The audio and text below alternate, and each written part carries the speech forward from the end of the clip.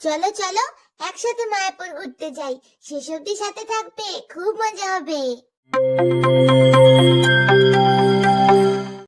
Good morning. দেখো বন্ধুরা, সকাল সকাল আমরা রেডি হয়ে কিন্তু বেরিয়ে গেছি, স্টেশনে চলে এসেছি।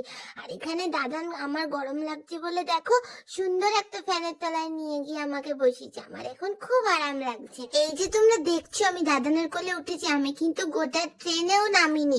একদম নবদ্বীপ পৌঁছে গিয়ে তারপর গিয়ে আমি মামামের কোলে উঠে লঞ্চে উঠেছি। কিন্তু তাতেও আমার দাদানের শান্তি নেই। আমাকে কোলে নিতে পারলে আমার দাদান খুব খুশি হয়। দেখো এখানে আমি আমার দাদানের কাঁধে চেপে লঞ্চ পার হয়ে গেলাম। প্রথমেই আমরা চলে এসেছি জন্মস্থানে।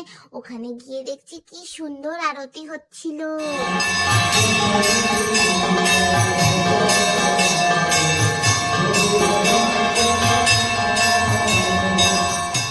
ভোগারতি শেষ হয়ে গেলে সবাই আমরা চলে গেলাম মহাপ্রভুর চরণ দর্শন করতে। আর জানো তো এখানে না সবাই আমাকেও নামও করছিল, আমার খুব ভালো লাগছিল।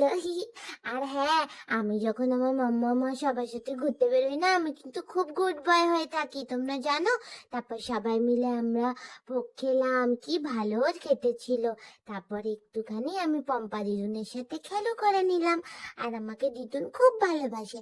আর তারপর তো অনেক দুপুর হয়ে গেছিল, আমার তো খিদেও পেয়ে গেছিল। তাই দাদান আমাকে একটু চকো খাইয়ে বললো চলো আমি তোমায় এক জায়গায় নিয়ে যাচ্ছি। যেখানে নৌকা বিহারের জন্য না সুন্দর একটা নৌকা সাজানো ছিল।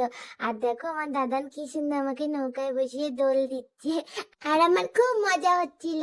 তারপর ওখান থেকে আমি সোজা চলে গেলাম ইস্কন মন্দিরে। এর আগে আমি না কখনো ওখানে যাইনি, কিন্তু ওখানে গিয়ে দেখি আমাকে কত মনিরা কত আদর করছিল, আমার কি সুসুরিও লাগছিল। তারপরে কিন্তু মনিদের কাছে আদর খেয়ে দাদান আমাকে সব দোকান দেখাতে দেখাতে নিয়ে যাচ্ছিল। আমি ছোট মানুষ, আমার কষ্ট হয় না বলো? তাই আমার দিদুন আমাকে অনেক কিছু কিনে দিল। আর আমি তারপর তো খুব হাঁপিয়ে গেছি, তাই দাদান আমাকে একটু আখের রসও খাইয়ে দিল। তারপর আমি মাম্মামের আদর খেতে খেতে মন্দিরের মধ্যে চলে গেলাম।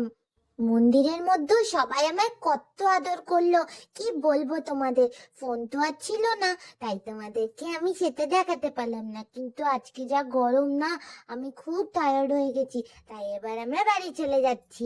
তোমাদেরও আমার সাথে মায়াপুর ঘুরে কেমন লাগলো অবশ্যই কিন্তু জানাবে।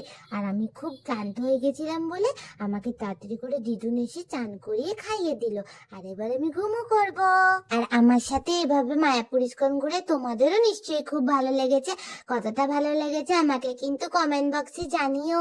আর ভিডিওটা ভালো লাগলে লাইক করে রাধে রাধে লিখে যেও। আর আরো যদি ভালো লাগে এরকম ভিডিও দেখতে চ্যানেলটাকে সাবস্ক্রাইব করে দিও। সবাই ভালো থেকো।